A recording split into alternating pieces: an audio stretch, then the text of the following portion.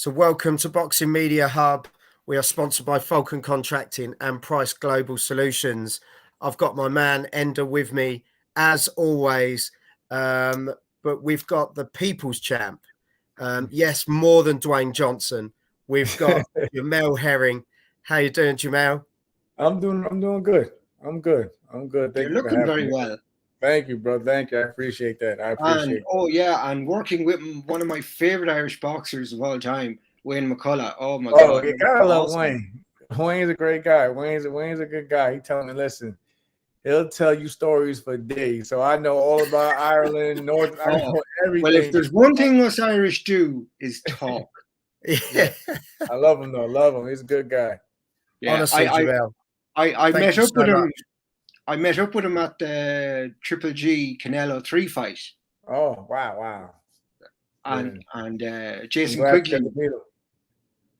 Yeah, I know he's dead on. Yeah, he's a good guy. Right, boys, we could chat all evening, but we're going to go for, sorry to be the one in the middle, Ryan Garcia versus Oscar Duarte. Ryan Garcia, 24 fights, 23 wins, 19 knockouts. Duarte, 28 fights, 26 wins, 1 draw, 21 knockouts. This is at the Toyota Center in Houston. Duarte last out in May. D'Angelo Keys, which was a win, retired in round 7. Garcia, obviously, last out in April against people saying one of the best guys at the moment, Gervonta Davis, which he lost KO round 7. It's a tough one to call on paper. I know they've put the tagline as "Don't blink." I'm going to chuck this one to you first, Ender. It's over to you, yeah. And then Jamel. Make me look stupid then when Jamel says something really good boxing-wise. Thanks, Joel. Oh, man. Talk about a hospital pass. Anyway, Joel is off my Christmas card list. Jamel, I'll send it to you instead. Appreciate it. You might get it by February. Right. Anyway, okay, Ryan Garcia, we know what he's all about.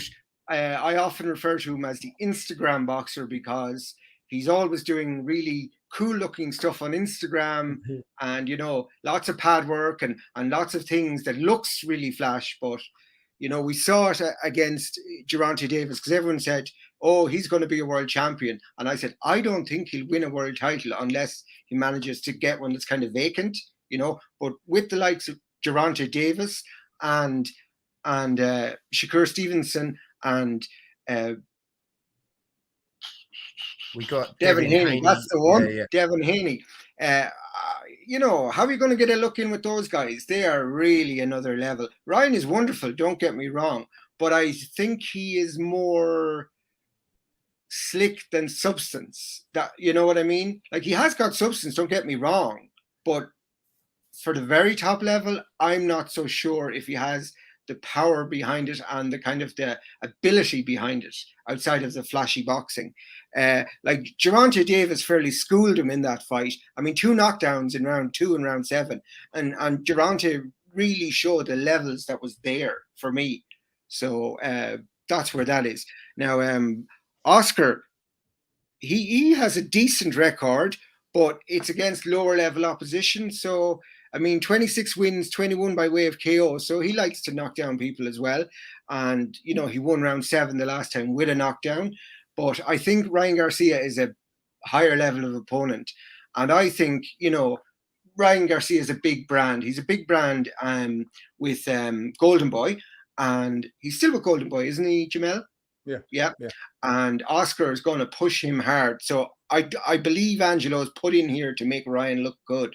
So I'm going for a Ryan Garcia early stoppage in very, a dramatic fashion, where Gervonta just kind of lets loose and wins early enough. Cool. Jamel, shower us with your knowledge. I have to have some disagreements there. That's small, good. Disagreements are good, and you're the boxer, so No, I mean you made valid points about. I think in my, I said it the other day. I think in my honest opinion, I think Ryan Garcia definitely had like a higher chance at winning a world title when he was around 130, 135 Yes, naturally. yeah, no, I would agree with you there. I think like the guys at 140 are just too big, in my Yeah, opinion. that's what I meant. Sorry, yeah. But no, at that point, that's something I agree with. But I think there's still one chance, and we're not overlooking. Like that's why I'm glad you asked me if Ryan was still a Golden Boy. Yes, still a Golden Boy. Golden Boy, as we know, just signed O'Hara Davies not too long ago. O'Hara Davies is mandatory for Rolly Romero's title, but he's gonna fight for I think an interim title coming up in a week or two. But if you do the math, Ryan Garcia basically has a chance. I mean, if he fight, because Rolly wants to fight Ryan because it's a big money fight, in Rolly's mind. So you got to look at that as well. You know what I'm saying? That could be a discussion. Say if O'Hara Davies does get a chance to take the title off of Rolly Romero's, he gets, the next fight is obviously Ryan Garcia for his opportunity to become a world champion. Now, with that being said, going to Duarte, I get that you like his opponents aren't stacked, but at the same time, you can't deny if a guy can hit or not. I mean, we've all seen guys who are just maybe slick fighters and can't crack anything, but at the same time, they had a stacked record of of fighters of that caliber, but they just don't have the knockouts. I think a punch is a punch regardless. Like, I mean, again, he had one sole loss, and from that one loss, he had 11 straight knockouts or TKOs. So you got to conclude it. I mean, I'm going with you though. I will say I think that Ryan is just at a different class, of course, but I don't think it's an easy return. And I think again, it's made for Ryan to make a great ending to the fight. Maybe, like I said, maybe via KO, but I think he's going to be a fighter. He's going to have to work and earn from earning, because I think Duarte is also looking at this as this is his golden opportunity. Golden opportunity. If I knock off Ryan Garcia, then I'm Golden Boy's next guy for that world title coming up soon. Wow. But I got Ryan Garcia. Obviously Ryan Garcia is the heavy favorite going into this, and I will say I believe Ryan can pull it out. But just that I want to see more. Where is he at mentally after the Ting fight? Remember, he's been putting out articles saying that he's going to take his career a lot serious now, and he wants to become a world champion instead of like he putting out being an internet YouTube star and Instagram star, or whatever, an influencer. So again, this is a lot. There's a lot going into him. There's things that he said himself, and obviously the things that we as fans, we look on the outside looking in. Like, I want to see, because people point out, they said Tank destroys fighters. I mean, Hector Garcia last night couldn't pull the trigger at all against Lamont Roach. Even Cruz, Isak Cruz has been looking like that same dominant guy that before when he even fought Gervonta Davis. So who knows? They say Gervonta Davis messes up fighters. I'll tell you, it's an exciting time. I think when you look across the board around these weights, around your weight as well, Jamel, there's some cracking fights out there, isn't there? And do you know what? I see Ryan getting this. I see him winning this one, but I think it goes to points for me. I think Garcia will show his. I think he'll show his worth, and I think he gets the job done. But as you say, it's getting yourself back mentally in that right place, and I think it can take a fight after that to get you back to how you were before, and this will be sort of the test to getting back. I mean, God, I'm be honest.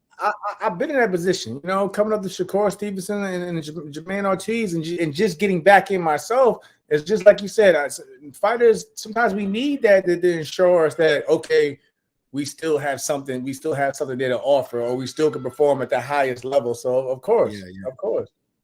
Yeah. No, definitely. And as some guys are saying on here, it's mental how popular Garcia is. Unbelievable fan base. Stephen has jumped in. Good evening, guys. Hope you're all having a great Sunday. Not speaking to you, Jamel, after what you did to Carl. Okay.